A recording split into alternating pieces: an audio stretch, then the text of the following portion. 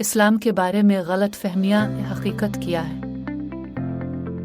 इस्लाम एक ऐसा मजहब है जो अमन, इंसाफ और इल्म की तालीम देता है।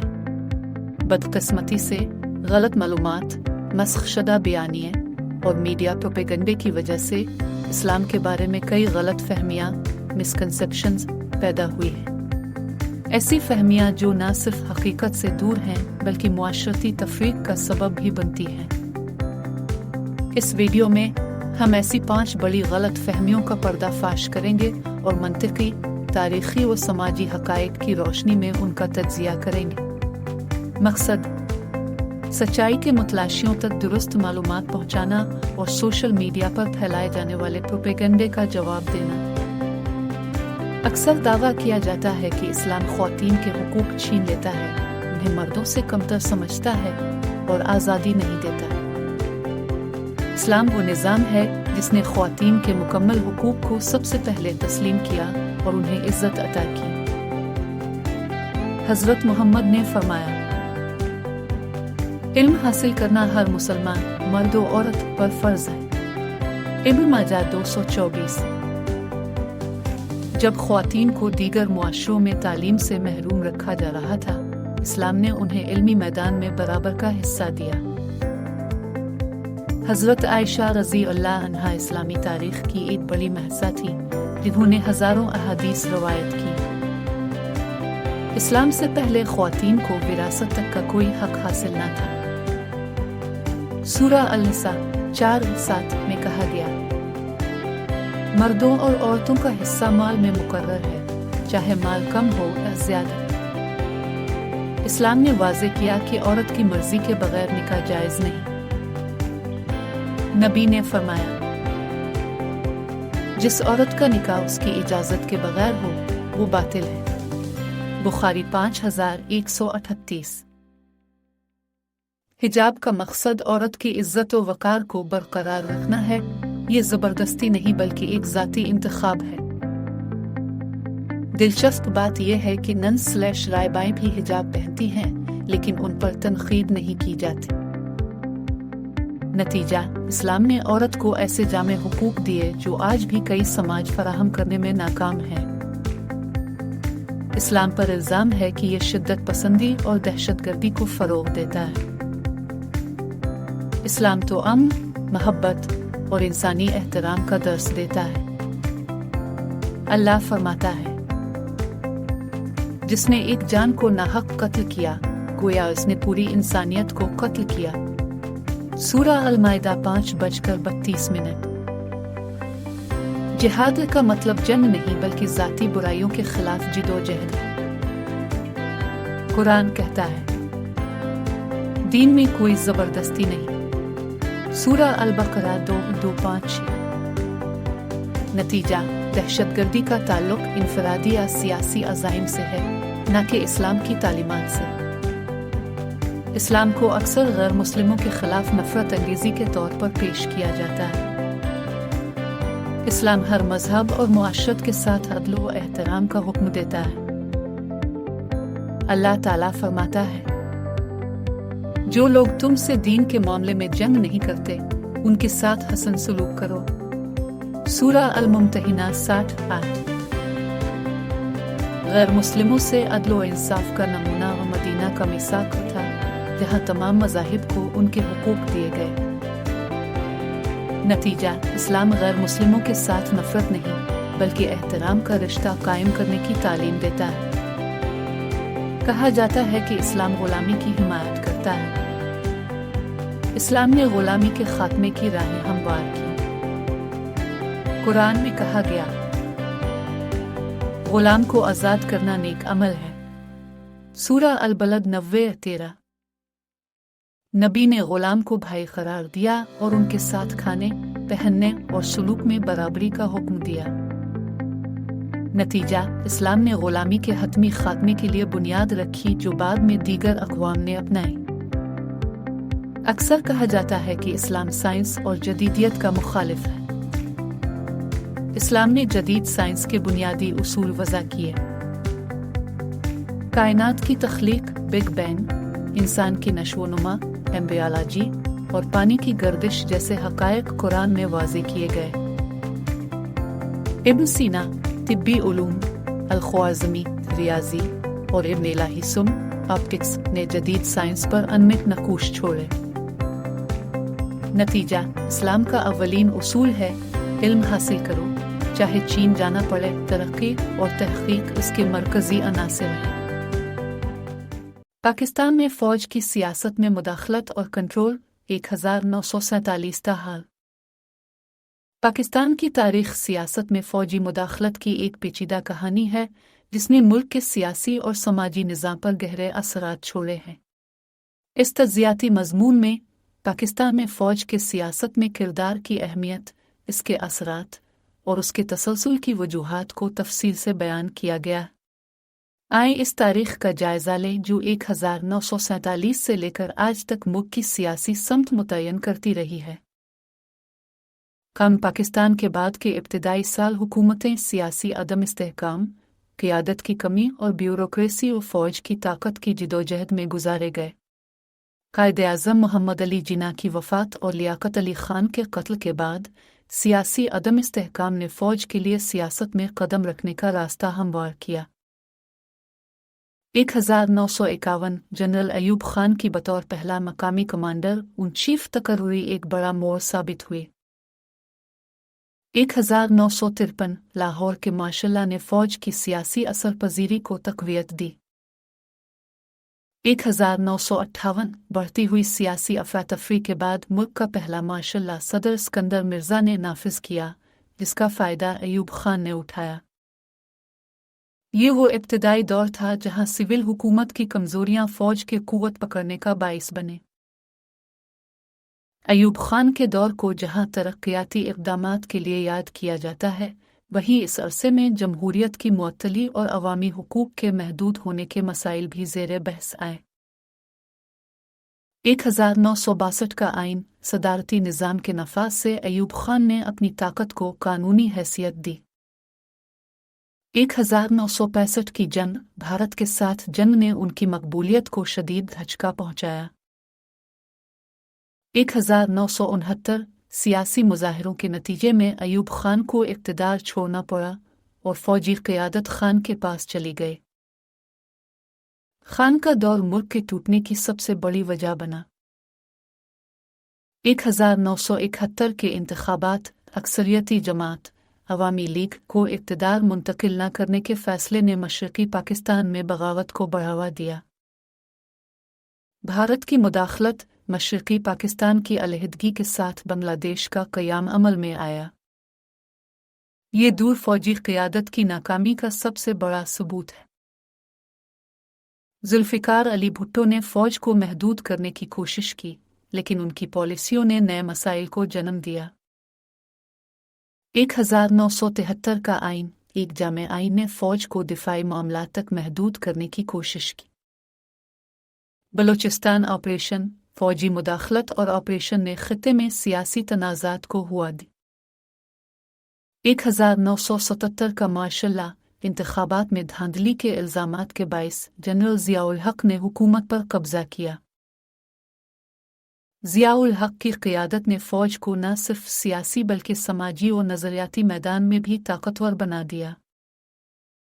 اسلامائزیشن، شریعت قوانین کے نفاذ نے فوجی حکومت کو عوامی حمایت حاصل کرنے کے لیے استعمال کیا۔ افغان جہاد، امریکی تعاون سے مجاہدین کی حمایت میں کردار ادا کیا گیا، جس نے فوجی اثر و رسوخ کو عالمی سطح پر بڑھایا۔ بظاہر جمہوری حکومتوں کے قیام کے باوجود فوج کا اثر و رسوخ برقرار رہا۔ صدر غلام اسحاق خان اور فوجی حمایت جمہوری حکومتوں کی برطرفی کے واقعات نمایاں رہے۔ 1999 کے martial law general Pervez Musharraf کا اقتدار سنبھالنا اس دہائی کی جھلک پیش کرتا ہے کہ فوج پس پردہ لیکن بااثر رہی۔ 9/11 کے بعد مشرف نے دہشت گردی کے خلاف عالمی جنگ میں اہم اتحادی کا کردار ادا کیا۔ 2002 کا ریفرینڈم اپنی حکمرانی کو قانونی حیثیت دی۔ عدلیہ مخالف اقدامات 2007 میں ایمرجنسی کے نفاذ اور عدلیہ کے ساتھ تنازع کا آغاز ہوا۔ जमहूरी दौर का आगाज़ फ़ौज की क़ियादत के कमज़ोर होने के साथ हुआ, लेकिन इसका असर अभी तक ख़त्म न हुआ। 2010 की 18वीं तरमीम हुकूमती इख्तियारात को वफ़ाक़ी बनाने की कोशिश की गई, लेकिन इसमें भी फ़ौजी क़ियादत असरअंदाज रही। 2018 इंतख़ाबात तहरीक इंसाफ की कामयाबी में फ़ौज के किरदार की क़ियास आराइयाँ उभरें। पाकिस्तान में फ़ौज की सियासत में मुदाखलत के असरात दूररस हैं। माशल्लाह और जमहूरी निज़ाम की नाकामियाँ कौमी इत्तेहाद, मईशत और अदलिया को बुरी तरह मुतासिर करती रही हैं। अवामी ताकत और सियासी शऊर इस वक्त बुनियादी चैलेंज हैं कि फ़ौज को आईनी हद तक महदूद किया जा सके। इस्लामी तारीख़ और खोई हुई तहज़ीबें जब मुसलमान दुनिया के हुक्मरान थे। एक ऐसा वक्त था जब मुसलमान दुनिया के कायद थे, न सिर्फ सियासी ताकत में बल्कि इल्म, साइंसी तरक्की, फ़लसफ़ा, तिब और फ़नून में भी। इस वीडियो में हम इस्लामी तारीख़ के शानदार माज़ी को तलाश करेंगे, इस अजीम तहज़ीब के ज़वाल की वजूहात पर गुफ्तगू करेंगे और ये सीखने की कोशिश करेंगे कि आज के मुसलमान किस तरह माज़ी की रोशनी से मुस्तक़बिल को रोशन कर सकते हैं।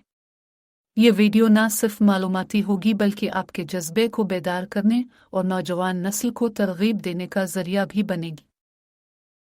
इस्लामी तारीख़ का सबसे बेहतरीन और मुतासिर कुन दौर 8वीं से 14वीं सदी तक जारी रहा। ये वो वक्त था जब मुसलमान इल्म और तहक़ीक़ में दुनिया के रहनुमा थे। 8वीं सदी में अब्बासी खलीफा हारून अल रशीद और मामून अल रशीद ने ये बैत अल हिकमत हाउस ऑफ विज़डम कायम किया। इस मरकज़ में दुनिया के मशहूर साइंसदान और फ़लसफ़ी जमा थे। यहाँ कदीम यूनानी, ईरानी और हिंदी उलूम को अरबी में तर्जमा किया गया, जिसके नतीजे में बाद में यूरोप में निशत सानिया वजूद में आए। बगदाद इल्म, तहक़ीक़ और साइंसी तरक्की का मरकज़ था।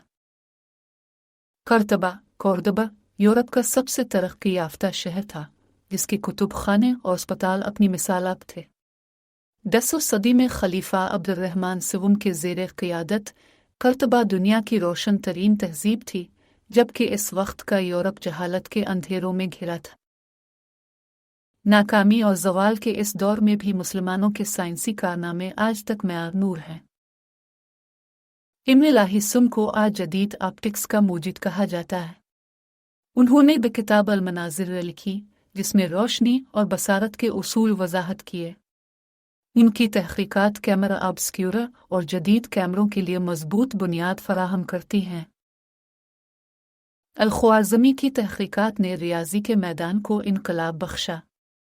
अलजब्रा का तसव्वुर उन्हीं की दीन है और उनके नाम पर एल्गोरिथम का लफ्ज़ वजूद में आया।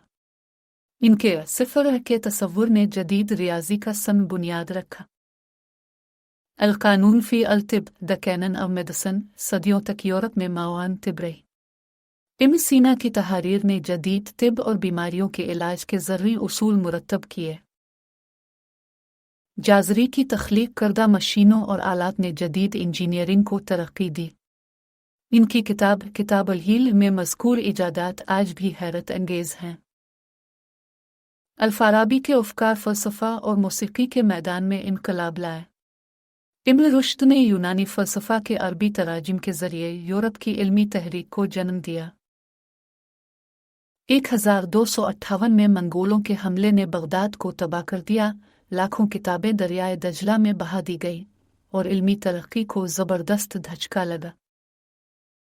इंग्लस के ज़वाल के साथ स्पेन में मुस्लिम तहज़ीब का ख़ात्मा हो गया। कर्तबा, गरनाता और इशबिलिया जैसे इल्म के मराकज़ रफ्ता रफ्ता तारीख़ में दफन हो गए। उस्मानी खिलाफत तकरीबन 400 साल तक इस्लामी इत्तेहाद की अलामत रही। 1924 में खिलाफत का ख़ात्मा मुसलमानों की सियासी ताकत के लिए एक बड़ा सदमा था। तालीम से दूरी, मुसलमानों ने इल्म और साइंसी तरक्की को नज़रअंदाज कर दिया। फ़िरका वारियत पहले इस्लाम आपस में इंतशार का शिकार हो गए। मग़रिब की साजिशें, नवाबादियती निज़ाम ने मुस्लिम रियासतों को तक़सीम कर दिया। टेक्नोलॉजी को न अपनाना, मुसलमान जिद्दत के रास्ते पर चलने से कासिर रहे। ये सवाल नौजवान नस्ल के लिए रोशनी की एक किरण बन सकता है, किस तरह माजी की शान को दोबारा जिंदा किया जाए। तालीम और तहकीक पर जोर दें, दुनियावी उलूम साथ लेकर चली, इसका मकसद दीन की खिदमत और इंसानी भलाई हो। इख्तिलाफात को ख़त्म करें, तमाम मुसलमानों को इत्तेहाद का पैगाम दें।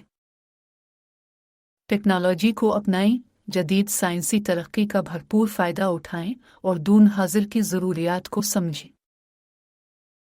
ताबूत सकीना, तारीख़, तक़द्दुस और पुरस्रारियत। ताबूत सकीना की कहानी इंसानी तारीख़ में एक गैर मामूली, मुक़द्दस और पुरस्रार दास्तान के तौर पर मशहूर है। ये ताबूत बनी इसराइल के लिए अल्लाह ताला की तरफ से अता करदा एक अजीम निशानी था, जो उनके ईमान और रूहानी तरक्की का अहम ज़रिया रहा। ताबूत सकीना एक मुक़द्दस और तारीख़ी संदूक था जो लकड़ी से बना हुआ था और उस पर सोने की तह चढ़ी हुई थी। इसमें हज़रत मूसा और हज़रत हारून के तबरुकात शामिल थे, जिनमें हज़रत मूसा का असा, तौरात की तख्तियाँ और वो बर्तन शामिल थे जिसमें मन और सलो महफूज किया गया था। कहते हैं कि यह ताबूत अल्लाह की तरफ से बनी इसराइल को अंबिया किराम के ज़रिए अता किया गया ताकि अल्लाह के हुजूर उनका ईमान मजबूत हो। कुरान मजीद में सूरत अल-बकरा की आयत 248 में अल्लाह ताला का इरशाद है, और उनसे उनके नबी ने कहा कि इसकी बादशाहत की निशानी यह है कि तुम्हारे पास वो ताबूत आ जाएगा जिसमें तुम्हारे रब की तरफ से सुकूनत की चीज़ें और मूसा और हारून के छोड़े हुए तबरुकात हैं। इसको फरिश्ते उठाकर लाएंगे, बेशक इसमें तुम्हारे लिए बड़ी निशानी है अगर तुम ईमान रखते हो। ये आयत इस बात का मजहर है कि ताबूत सिर्फ एक संदूक न था, बल्कि अल्लाह की कुदरत की एक अजीम निशानी और ईमान वालों के लिए सुकून व तसल्ली का जरिया था। ताबूत सकीना बनी इसराइल के लिए एक इल्हामी खजाना था। जंगों के दौरान इस ताबूत को अपने साथ ले जाने की रवायत थी ताकि उनके दिल में अल्लाह की नुसरत का यकीन पुख्ता हो। इस ताबूत की मौजूदगी उनके लिए रूहानी सुकून और एतमाद का बायस बनती, इसीलिए उसे ताबूत सकीना यानी सुकून और रहमत का संदूक कहा जाता था। ताबूत सकीना उनके रब से कुर्बत और बरकत की अलामत था, जिससे उनके कुलूब मुतमईन हो जाते और ईमान मजबूत होता। ताबूत सकीना का सबसे बड़ा और अलमनाक वाक़या उसकी गुमशुदगी से मुंसलिक है। बनी इसराइल जब अल्लाह के अहकाम की खिलाफ वर्जी करने लगे और अपनी जिम्मेदारियों से गाफिल हो गए तो उन पर आजमाइशें आईं। फ़लस्तीनी फुलसती कौम ने उनके कुछ इलाकों पर हमला किया और इस मुक़द्दस ताबूत को छीन कर ले गए। फुलसतियों ने ताबूत सकीना को अपने मंदिर में रखा, मगर जल्द ही उन पर अल्लाह की नाराज़गी के आसार ज़ाहिर होने लगे। बीमारियां और आफात उन पर नाजिल हुई, हत्ता कि उन्हें ताबूत इसराइलियों को वापस करना पड़ा। इस वाक़े ने ताबूत की उलूहियत और अल्लाह की कुदरत को मज़ीद नुमायां कर दिया। ताबूत सकीना हज़रत दाऊद के दौर में वापस आया और यरूशलेम बैत अल-मक़दस में एक महफूज मकाम पर रखा गया। हज़रत दाऊद ने इस ताबूत को बहुत एहतराम दिया क्योंकि यह अल्लाह की हुजूरी और बरकत की अलामत था। हज़रत सलमान के दौर में जब मस्जिद अक्सा की तामीर मुकम्मल हुई तो इस ताबूत के लिए एक ख़ास इबादतगाह मखसूस कर दी गई। यह जगह ताबूत की अज़मत और उसके मजहबी तक़द्दुस की गवाह थी। इस दौर में ताबूत तक़द्दुस और राज़ व नियाज़ का मरकज़ रहा, जिसने मजहबी तारीख़ में अपनी अहमियत को मज़ीद बढ़ा दिया। हज़रत सलमान की वफ़ात के बाद बनी इसराइल की नाफरमानियाँ दोबारा शुरू हो गईं और अल्लाह की नाराज़गी का सामना करना पड़ा। इसी दौरान बाबली बादशाह नेबुकदनेज़र ने यरूशलेम पर हमला किया और शहर को तबाह कर दिया। इस वाक़े के बाद ताबूत सकीना पुरअसरार तरीक़े से गायब हो गया। इस गुमशुदगी के बारे में मुख्तलिफ नज़रियात मौजूद हैं। कुछ मुफस्सिरीन का मानना है कि यह ज़मीन के अंदर कहीं दफन है, जबकि बाज़ रवायत के मुताबिक इसे फरिश्तों ने आसमानों में महफूज कर लिया है। ताबूत की परइसरारी ने तारीख़दानों और मजहबी मुहक्किकीन को हमेशा तहक़ीक़ पर मजबूर रखा और आज भी इसकी तलाश जारी है। बहुत से इस्लामी और इब्राहिमी रवायात के मुताबिक ताबूत सकीना क़यामत के करीब एक बार फिर ज़ाहिर होगा। कहा जाता है कि इमाम मेहदी के दौर में इस ताबूत का ज़हूर मुसलमानों के लिए कुदरत की एक अजीम निशानी बनेगा। मुफस्सिरीन का मानना है कि इस ताबूत का दोबारा ज़ाहिर होना अल्लाह की रहमत और उसके वादों की तकमील का मज़हर होगा। बैत अल-मक़दसा किसी और मुक़द्दस मकाम से इस ताबूत के बरामद होने की पेशगोई मजहबी मुहक्किकीन के दरमियान हमेशा ज़ेरे बहस रही है। ताबूत सकीना सिर्फ़ एक तारीख़ी विरसा नहीं बल्कि एक इल्हामी हकीकत का मज़हर है जो अल्लाह की कुदरत, अंबिया की कुर्बानियाँ और ईमान वालों के लिए एक सबक आमोज़ दास्तान को अयां करता है। ये ताबूत हमें ये सबक देता है कि अल्लाह की दी हुई नेमतों की कदर की जाए और उसकी इताअत से कभी गाफिल ना हो। जैसे बनी इसराइल ने नाफरमानी के बाइस अपनी नेमतें खो दे, इसी तरह यह वाक़या तमाम इंसानियत के लिए एक इंतबाह है। ताबूत सकीना एक मुक़द्दस और पुरसर कहानी का हिस्सा है जो अल्लाह की क़ुव्वत और इंसान के अमल की जज़ा व सज़ा को वाज़े करती है। इसका मकसद सिर्फ़ एक तारीख़ी दिलचस्पी नहीं बल्कि ईमान वालों की रूहानी तरबियत और इल्म के हुसूल का एक ज़रिया है।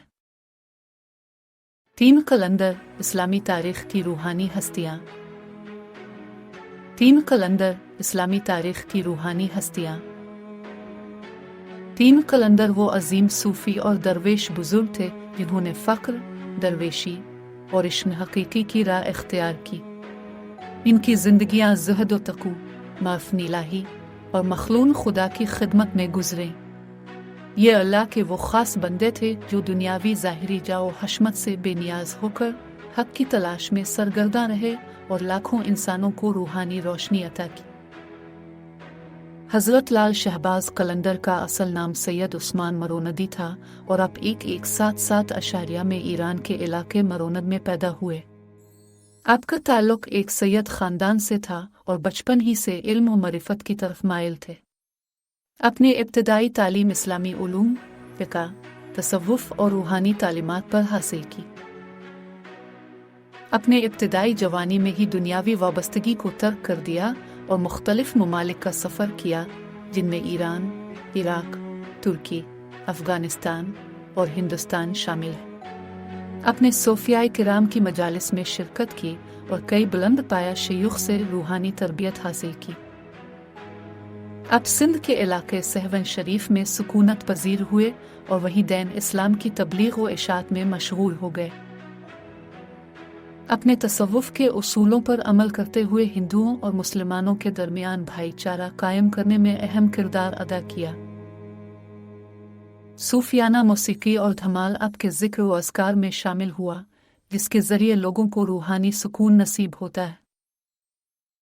हज़रत लाल शहबाज कलंदर अपनी करामात की वजह से भी मशहूर हैं, जिनमें सबसे मशहूर वाक़या दरियाए सिंध को अपने हाथ से रोकने का है। आपकी तालीमात महब्बत, तवक्कुल, सब्र और खिदमत खुल्क पर मबनी थी।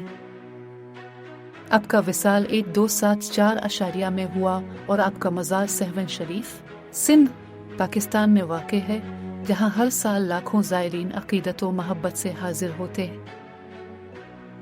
हज़रत शाह शम्स तबर्स 1185 अशारिया में ईरान के शहर तबरेज़ में पैदा हुए। आप बचपन ही से गैर मामूली ज़हानत और रूहानी कशिश के हामिल थे। आपको इल्म व मरिफत में बेहद दिलचस्पी थी, मगर रस्मी तालीम के बजाय अपने बातनी उलूम की तरफ ज़्यादा रुझान रखा। आपकी शोहरत की सबसे बड़ी वजह हज़रत मौलाना जलाल अल-दीन रूम से आपकी मुलाकात और उनकी रूहानी तरबियत है। अपने मौलाना रूम को इश्क़ हकीकी की राह पर डाला और उन्हें दुनियावी इल्म से बुलंद करके बातनी असरार से रोशनास कराया। मौलाना रूम का मशहूर तसूफ़ कलाम और मसनवी मानवी दर हकीकत हज़रत शम्स तबर्स की रूहानी सोबत का नतीजा था। आपके मुताबिक इश्क़ इलाही ही सबसे बड़ी हकीकत है और उसके बगैर इंसान मुकम्मल नहीं होता। अपने ज़ाहिरी मजहबी रसूमात से ज़्यादा बातिनी सफ़ाई और कुर्म इलाही को अहमियत दी। आपका फरमान है, जो कुछ देखना चाहते हो वो तुम्हारे अंदर है। हज़रत शाह शम्स तबर्स 1248 अशारिया में विसाल फरमा गए। आपका मज़ार मुल्तान, पाकिस्तान में वाक़ है, جہاں آپ کے عقیدت مند روحانی سکون کی تلاش میں حاضر ہوتے ہیں۔ حضرت بو علی شاہ قلندر 1209 میں ہندوستان کے شہر پانی پت میں پیدا ہوئے۔ آپ کا اصل نام شیخ شرف الدین بو علی شاہ قلندر تھا۔ آپ ایک اعلیٰ علمی گھرانے سے تعلق رکھتے تھے اور اپنے ابتدائی تعلیم فقہ، حدیث، تفسیر اور دیگر اسلامی علوم میں حاصل کی۔ حضرت بو علی شاہ قلندر نے ظاہری علوم میں کمال حاصل کرنے کے بعد درویشی اور فقہ کو اپنا لیا۔ اپنے دنیاوی جاؤ حشمت کو ترک کیا اور عشق الہی کی راہ اختیار کی۔ اپنے زندگی بھر مخلوق خدا کی خدمت کی اور اپنے کلام کے ذریعے معرفت الہی کے پیغام کو پھیلایا۔ حضرت بو علی شاہ قلندر فارسی اور اردو کے بہترین شاعر تھے۔ آپ کی شاعری میں عشق، فقر، درویشی اور اللہ کی محبت کی گہری جھلک نظر آتی ہے۔ آپ کی چند مشہور لائنیں درج ذیل ہیں: بو علی، بو علی، بو علی شاہ قلندر، حکمت کا دریا، فقر کا سمندر۔ آپ کا وصال 1324 میں ہوا اور آپ کا مزار پانی پت، بھارت میں واقع ہے، جو روحانی برکات کا مرکز سمجھا جاتا ہے۔ یہ تینوں قلندر اسلامی تصوف کے عظیم ستون ہیں۔ ان کی تعلیمات کا خلاصہ درج ذیل نکات میں کیا جا سکتا ہے: عشق الہی، اللہ کی محبت کو ہر چیز پر فوقیت دینا۔